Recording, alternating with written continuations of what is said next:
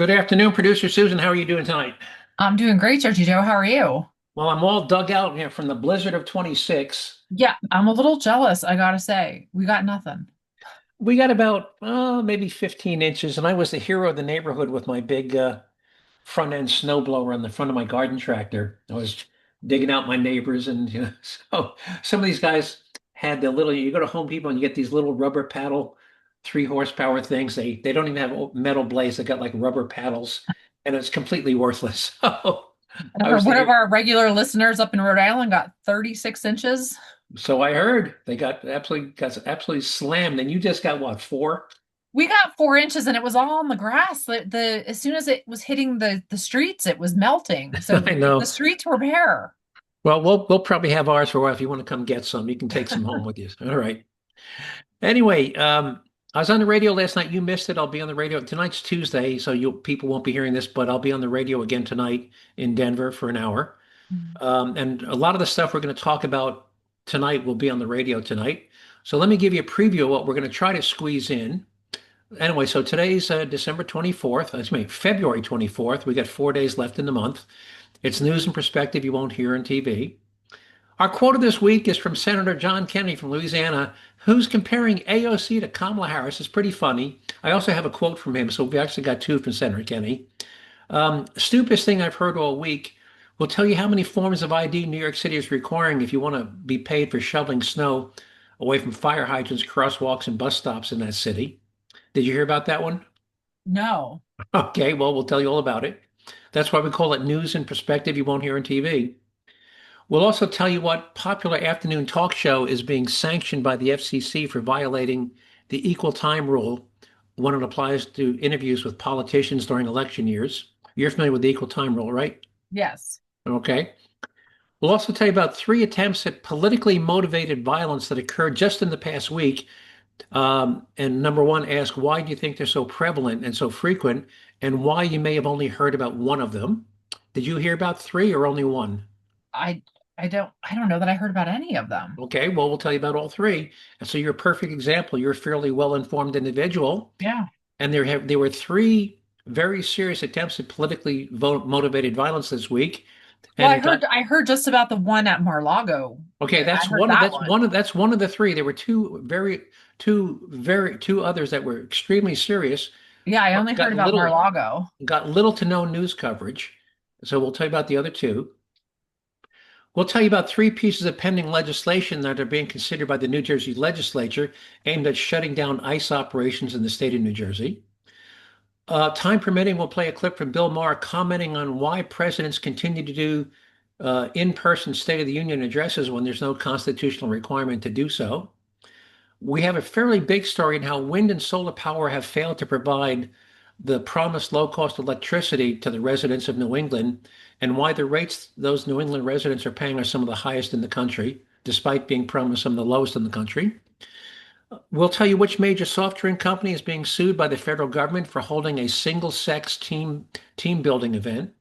And our taxpayer lead shot this segment is from Houston, Texas again, surprise, where a homeowner confronts not one, not two, not three, but four armed home invaders, killing three of the four.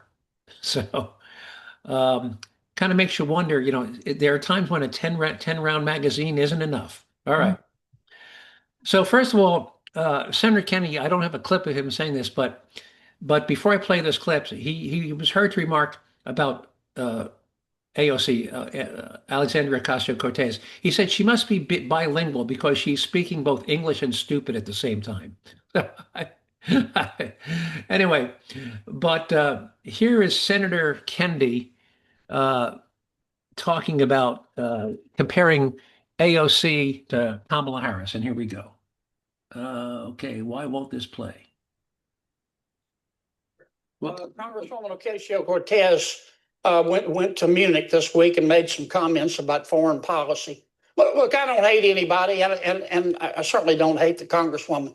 But how can I put this? The Congresswoman is kind of like Vice President Kamala Harris, but with more bartending experience. She has never been accused of being a policy maven. You put her in a presidential primary with Elizabeth Warren or Rahm Emanuel, they will devour her like a light snack. I probably shouldn't say this, but she can get me back. Somebody told me a joke today. They said Congresswoman Ocasio-Cortez announced today categorically that she is not a moron. And she went on to say she hasn't even been to Utah, much less embraced their religion. Now, she can get. I'll end it there, but I thought that was pretty funny. A little jab. I wonder how she's going to react to that. Um, all right. So stupid. This is the stupidest thing I've heard all week. Now, you know about this. Oh, no, we shouldn't require voters to have voter ID. They shouldn't have to show a photo ID at the polls, right? All this thing. Well, New York City has this program where, after a big snowstorm, they don't have people to clear the snow away from fire hydrants, away from crosswalks where people have to roll their wheelchairs. Yeah. On the sidewalks, you've got those little ramps. Yeah. And in front of the bus stops, where because when the plows come by, they plow the snow up, and the snow creates a barrier between the bus stop, where the shelter is, and where the bus and the roads. So people have to climb over this mountain of snow. So they'll actually pay people in that city on an hourly basis to come out with a snow shovel and clear away snow from fire hydrants, crosswalks, and bus stops. Well, here's the rub. In the city that is setting, we don't need voter ID. If you want one of those jobs paid by the hour, you have to provide your social security card, 2 passport-sized photographs, and a picture ID and your social security card. Five forms of ID to shovel snow in the city, but you don't have to, but they don't think you should show any of those to vote. Yeah. Isn't that the stupidest thing you've heard all week? It is. Okay. So, yeah, 5 forms of ID to shovel snow, but none to vote. All right.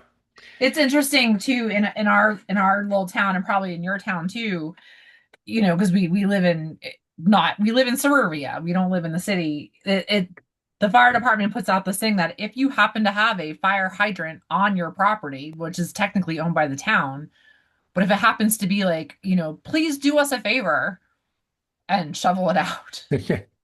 By the way, And if you live on a corner lot, where there's a cutout, like, right, please just be a good neighbor and shovel it out.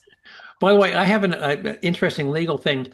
Some of us where I live on our street, we all got notices from the town last week because we had that big snowstorm 2 weeks ago. And they said it's a town regulation that homeowners were required to clear snow from their sidewalk within 12 hours of the cessation of snow. Failure to do so can subject you to a fine. Well, I went out yesterday morning, about 2 hours after the snow stopped, with my snowblower, and I cleared the sidewalk on the side of my house in accordance with the regulation. An hour later, the snowplow comes by at a high speed, going down the street, blows snow. I mean, the snow coming off the plow was like 3 feet, completely buried the sidewalk that I just cleared. So my question is, if I were to get a ticket or a summons from the town for not having the sidewalk cleared, could I contest it saying, hey, I complied, I cleared the sidewalk within 12 hours? Yeah. Yeah, it's too bad you don't have video camera of that. And the other thing, you said that the snowplow was going by fast. I'm assuming that in a residential neighborhood such as yourself, the speed limit is 25. Well, it was 20 or 25, but when it was a heavy wet snow, and as he's going down the road, that snow is he shouldn't be driving that fast. Well, again, from the edge of the street to the sidewalk was only 18 inches, and that snow came off that plow and just completely reburied the sidewalk. So maybe next time that happens, maybe I will take a picture of the sidewalk, a video, and I'll note the date and time. And then if I get a ticket, I may make that a case. Anyway. Yeah. So let's move on to, we all know about the equal time regulation, right? By the FCC. FCC. And it says during an election year, if you give any TV time to a candidate who is running, now not all, for instance, in the Senate, only 1/3 of the Senate is up for an election every year. And the president is not up. And for instance, if J.D. Vance was on TV, well, he's not running for re-election and he doesn't have an opponent. So equal time wouldn't apply to J.D. Vance this year. And if you're a senator who's not running for re-election this year and you want to have him on your program, equal time doesn't apply because there is no opponent. But every single congressperson in the United States is running for re-election. Well, The View has given 2 separate Democrat congressmen time on the show and they have not offered or invited any Republican or any of their opponents, including, by the way, Democrat primary challengers. It doesn't apply just to their Republican opponents. It also applies to challengers. And there's one down in Texas, Jasmine Crockett versus some guy named Trevino or something. And the FCC is accusing uh, the View of violating the equal time, and they're giving them like 30 days to rectify it. Otherwise, they're going to sanction and fine. Or were they on? Are they on ABC or ABC? ABC, I I think. think they're on ABC. Yeah. So anyway, so the View has been sanctioned by the FCC and has been given so many days to correct it. And they have to extend um, invitations to the opponents of every politician who's running for re-election that they give in time to. So Now, what's interesting though about that show, and I think there is a good argument here, and I'm curious to see how the FCC is going to rule on this. Is they kind of follow. They're not really a quote bona fide news. They're not a news outlet. They're a daytime talk show. They're a daytime talk show, like a late night talk show. So, people appearing on Stephen Colbert or Jimmy Kimmel or Jimmy Fallon. They're kind of along those same. well, that's Yeah, actually where the equal time applies to.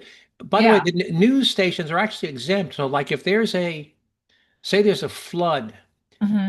in your congressional district, and they get you on, we now have, Bob Smith from Congressional District 14 talking about the impact of the flood on the residents of his district. That's actually allowed. Yeah. Okay, that doesn't qualify for equal time because he is the sitting congressman Hmm. and it's his district. So if a news organization wants to give that sitting congressman, a 60-second news blip to talk about the impact of the flood, they're under no obligation to give their opponent. But Yeah. it's late night talk shows and shows like The View that are absolutely required. If they're going to give 15, 20 minutes to a politician running for re-election, they absolutely have to extend that invitation to all of their opponents, including their own party primary opponents. Hmm. So that's what's going on, and Well, let's see. it is further interesting how The View is different from some of the late night talk shows, is because I think is there 5 or 6 women on that show, Yeah, and they do kind of span the political parties, which kind of makes it interesting. they do, but I think it's 4 against 1, something like that. Last time I Yeah, it is definitely it tilts to one side for sure. right. All right, let's move on to political violence, and so you did hear about the one where the guy went to Mar-a-Lago with a shotgun and a can of gas, Yeah. drove through the gate. Hmm. And by the And way, he was shot and killed by the Secret Service. right? And one of the local deputies. By the way, how stupid if you're planning to assassinate the president, how stupid do you have to be to go to Mar-a-Lago when he's 1,000 miles away in Washington, Yeah, D.C.? I feel like that's general public knowledge of where is the president at any given moment, whether he's in Florida or is he in Yeah. DC or is he in New York? He was in Washington, D.C.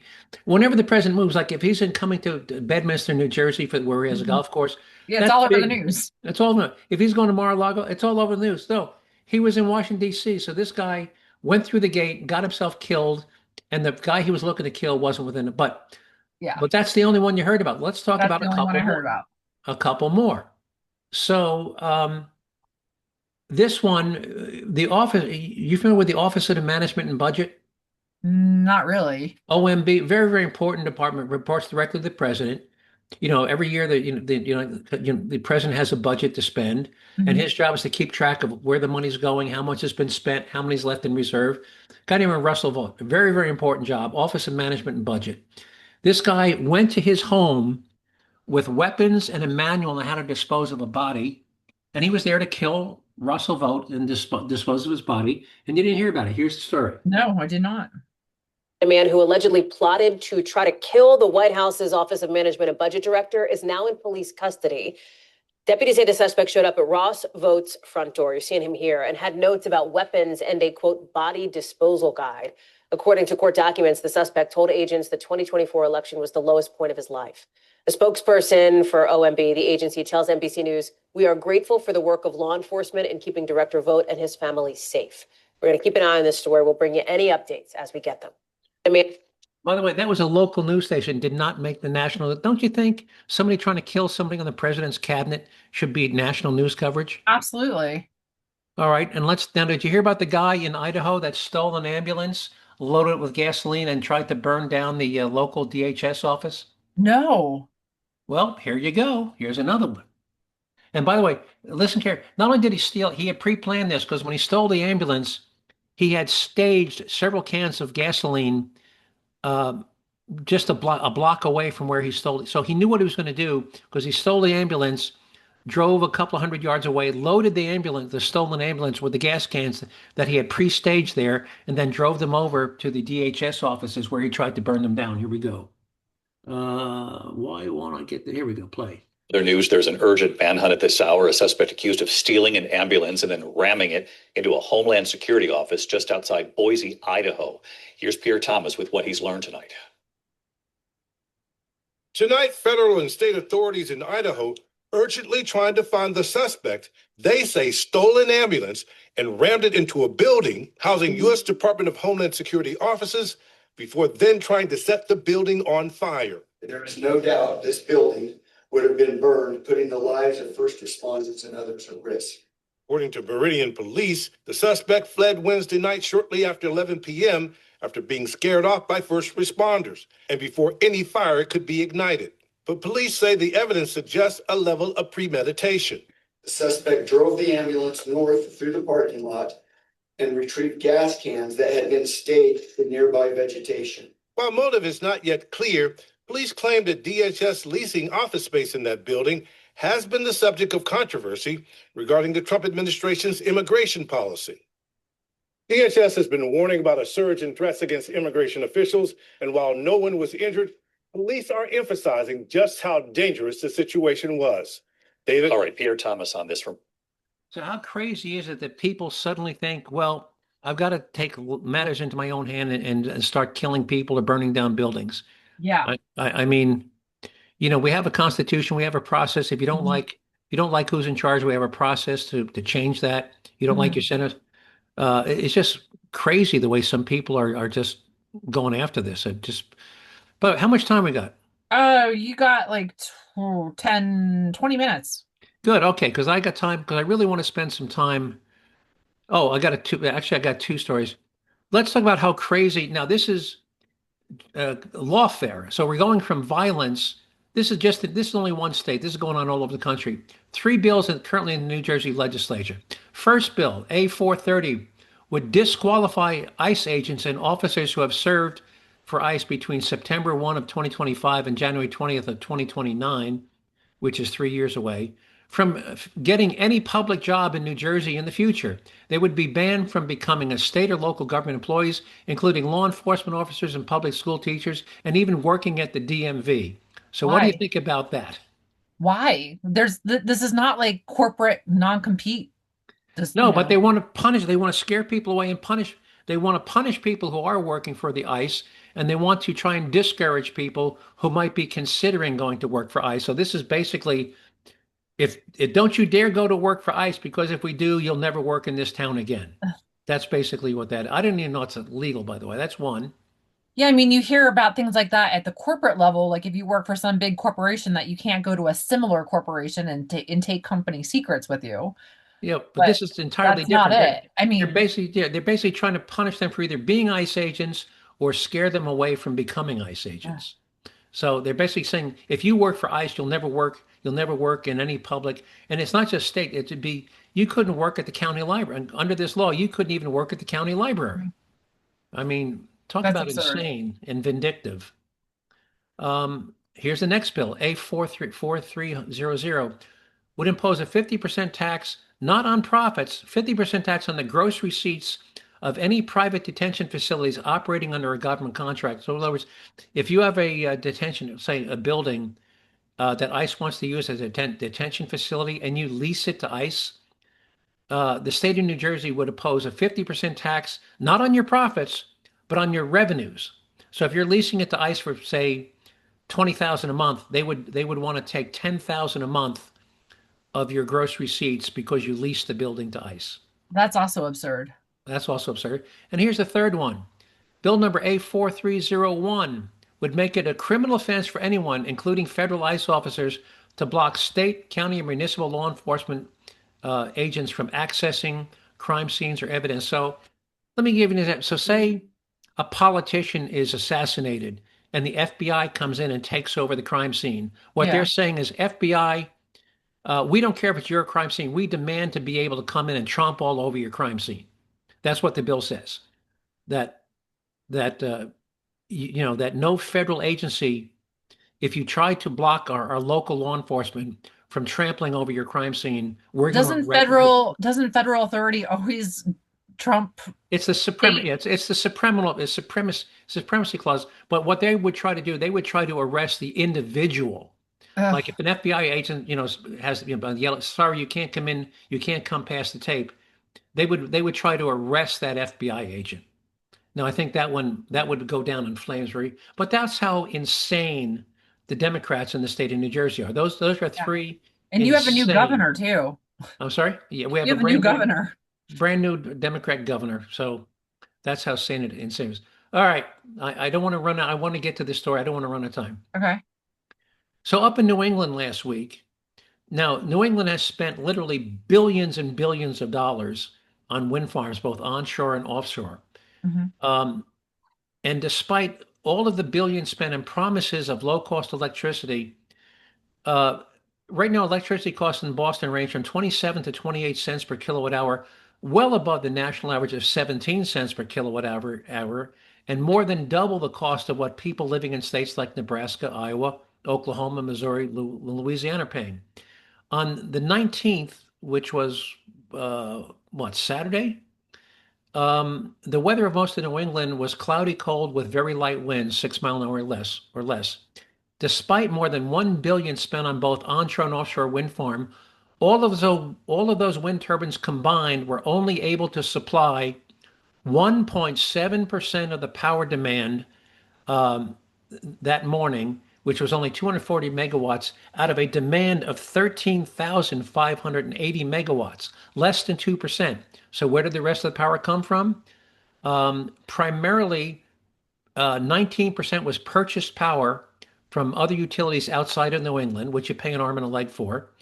And it was natural gas power plants and nuclear. Natural gas at 42 and nuclear at 25. So purchased power, nuclear, and natural gas keeping the lights on. So now yesterday's weather in New England was not a unique event and can be expected to repeat not only multiple times every year, if not multiple times every month, which means that even if you were able to construct wind and solar generating capacity that was equal to 100% of your peak energy demand at full output, you would still need to have 100% backup generating capacity from traditional generating sources. Why? If you have 100% backup, 100% wind turbine supply, why do you need 100% backup? Yeah. Why would you? Does the wind blow all the time? No. Well, yeah, no, it doesn't. And the solar too. It's not sunny out all the time. Right. By the way, all the solar in New Jersey is covered under a foot of snow today. Yeah. So the point is, just because you construct wind and solar equal to 100% of your peak demand, it's not always capable of producing, which means you can never, ever take your backup power offline. Now, if you have a big multi-million-dollar power plant and you have it sitting there idling, it has a huge fixed overhead. But you need it because even if you only have to run it 15 hours a month, you still need it. And when it does run, if you have a plant capable of producing 1,000 megawatts of power and you only use it to produce 20 megawatts of power, well, what do you think the cost for that 20 megawatts of power is going to be when you divide it by that huge fixed overhead? It's going to be astronomically, right? Yeah. Yeah. So when wind and solar people tell you, oh, well, we can generate power for, 8 cents a kilowatt. Now, by the way, they also never include the transmission cost because your power bill is the sum of what the generation cost plus the transmission. So when they tell you we can generate power for 8 cents a kilowatt, they never include the cost to maintain the standby backup power plants in that 8 cents a kilowatt. Mhm. Now, I want to play a clip of a guy that did a little research on why the power in Massachusetts is so high. Here we go. And after a 20-year fiasco, the offshore Vineyard Wind Farm proposed by Democrats in blue states is literally blowing it. One working turbine after a 20-year fiasco And Massachusetts residents are now paying 41% more on their electric bills than they were 6 years ago, which is now 76% higher than the national average because wind farms, largely produced in China, are a total failure. They're ugly, they're bad for the environment, and they're decimating marine life, including whales. Editor-in-chief at the Maine Wire, Steve Robinson, and Maine Wire columnist John Featherston have been covering this story because no one else seems to be interested. It's great to have you both back. Steve, these turbines were supposed to lower energy costs for more than 400,000 homes. They've been a total disaster. Take us through what's going on.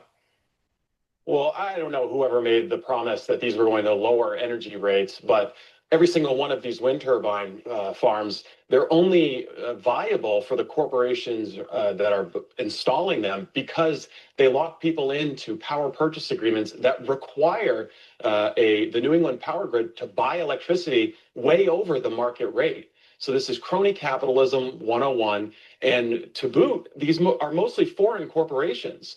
The Vineyard Wind project you're looking at right there is actually owned half by a Danish company, and the other half is owned by a Spanish company, which is largely owned by a Qatari company. This is a conspiracy against the ratepayers of New England. They're hooking them in to higher electricity prices for the benefit of investors in these foreign corporations.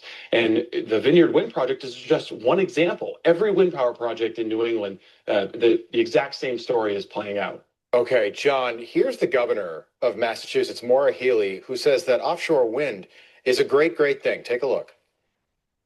Is offshore wind a lost cause by now? Oh, heck no. No, offshore wind. I mean, you talk to any of our, anybody in the workforce, I mean, it's been hundreds, if not thousands of jobs, the billions of investment in port infrastructure, and importantly, what it means for energy supply into the region. And obviously more supply means lower cost.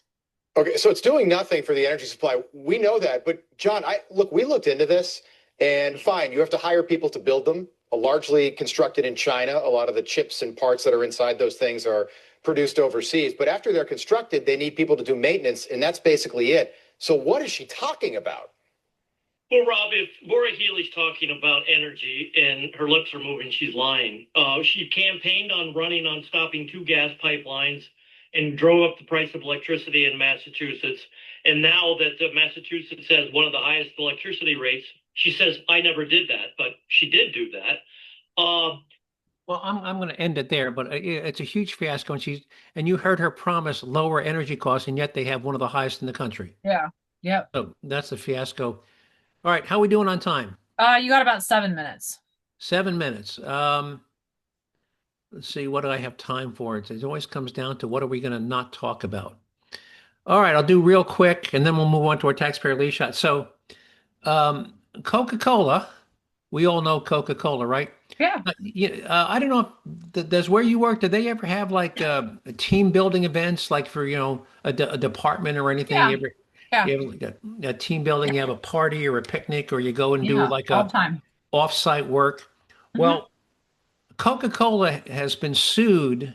Actually, it's a Coca-Cola distributor and bottler is being sued by the EEOC, which filed a lawsuit last week. Let's see. Coca-Cola Beverages Northeast, the producer, seller, and distributor of Coca brand products, violated federal law when it held a 2-day employer-sponsored trip and networking event in Connecticut that invited women only in September. Coca-Cola Northeast privately invited female employees and then excused the female employees who attended the event from their normal work duties. The drink giants paid them their normal salary or wages without requiring them to use vacation or other paid time off during the retreat. Coca-Cola did not invite nor permit any male employees to participate in the event. Anyway, so that's like, remember bars used to have ladies' night, and then and they got sued by the guys. Well, you can't give women free drinks if you're not going to give us free drinks. Well, that's coming back now. I mean, it's not unusual for there to be things like women's leadership conferences, You see how close you Well, are? but hang on, let me stop this. Yeah, but women's leadership conference, but that's not an employer giving you paid time off, is it? I know. I mean, most supervisors would allow you to attend the conference Sure. without having to use. But they're not sponsoring the conference. It's one thing if your employer No, says, not sponsoring, but they'll allow you to attend. Right. In Or this even case, go as Coca-Cola far said, as to pay your registration yeah. fee. In this case, Coca said, hey, we will pay for your hotel room. We will pay for your transportation. We will pay you for the work, as opposed to simply permitting you to participate. They weren't, those organizations, don't, they're not the employer. So anyway, it's going to be an interesting lawsuit. Anyway, Well, it's interesting though that you can have a women's leadership conference is totally normal. But if you were to have a male leadership conference, you'd hear about that on the evening news. That's an interesting point. I wonder what the reaction would be if an organization said, we're going to have a leadership conference open only to men. Wow. Yeah. Think about that. Wow. Yeah. I mean, it's very common for, women leadership conferences or leadership conferences of, this group of people or that group of people. But yeah, you never hear about a man's leadership conference. Never hear about it. That's absolutely correct. All right, let's move right to our taxpayer relief shop before we run out of time. And maybe I'll play this real quick from Santa Rosa County. Here's what we call them, taxpayer relief. Somebody's breaking in your house, you're more than welcome to shoot them in Santa Rosa County. We prefer that you do, actually. Hopefully you'll save the taxpayers money. All right, this one comes to us from Houston. How many taxpayer relief shots have we had from Texas? A lot. A lot. Well, here we go. This is a great one. It's 1 against 4. Here we go. News have been tracking all night. Police say 4 men shot after they forced their way into a home in East Houston. This is our top story on the website, clicktohouston.com. It all started on Sherman and 71st Street, where we find Channel 2's Taisha Walker, and there's a lot going on. Taisha, what's the latest? Jacob, we are still outside of the home here on Sherman. This is one of 3 scenes. The other 2 scenes have cleared. You can see now that the sun is up, you get a better idea of all of those evidence markers that are right in front of that yard. And we just discovered at least 20 more closer to the. By the way, I'm looking at what must be 30 shell casings. This was a freaking shootout. 30 bullet casings on the ground. Home where this home invasion robbery happened about 8 hours ago. We do know that 2 people were home at the time, according to investigators. They say someone inside of the home shot at the 4 men who tried to break in. Now, we don't know if any of the robbers ended up shooting back, although police did find multiple casings from different guns outside of the home. One did die in front of the house. Another was injured in the leg. We were told that he is in stable condition this morning at a hospital. Now, police say the other 2 men drove off in an SUV a couple of blocks down the street to 71st and Harrisburg. That is the second scene that you're looking at right there. We do know that one of the men collapsed and was found in the back seat of that vehicle. Now, there's that third scene that I mentioned earlier. That is 71st and Capitol. We do know that a 4th man was found there and taken to a hospital where he later died. So right now, only one of those 4 suspects ended up surviving. Police still speaking with the homeowner and the other person that was at home. At this point, we have not heard of any charges. The investigation will continue. We'll have a live update for you in the next half hour. For now, reporting live on the East End, Taisha Walker, KPRC, Channel 2 News. Now, what do you think of that one? 1 against 4. Don't mess with Texas. Don't mess with Texas. And if you're going to own a gun, make sure you know how to use it, because this homeowner, because clearly there was at least 30 bullet casings from the bad guys on the street, clearly shooting into the house, and the homeowner just took him out. He hit all 4, killed 3, wounded the 4th. So congratulations to the homeowner. Anything you want to add before we sign off? Nope. Getting any more snow? We might get an inch or 2 tomorrow, but nothing big on the forecast. All right. Anyway, folks, thanks for listening. Give up 30 minutes out of your day. I hope you find these things of interest and importance as I do. If you want to see some materials and story links you heard me talk about today, give producer Susan a couple of days, and you'll be able to find them on the Jerzee Joe website at jerzeejoe.com, with Jerzee being spelled J-E-R as in Robert, Z as in zebra, E-E, jerzeejoe.com. If you want me to send you one of those story links directly, just send me an email to joe@jerzeejoe.com. Just remember to spell Jersey with an R, a Z, and 2 E's. And if you want to get on our distribution list so that you don't have to search for the podcast, I can send you the podcast right to your email once a week. Again, just email me at joe@jerzeejoe.com. And with that, producer Susan, if you got nothing else to add, I'll sign off and talk to you next week. All right, Jerzee Joe. Take care. Bye-bye.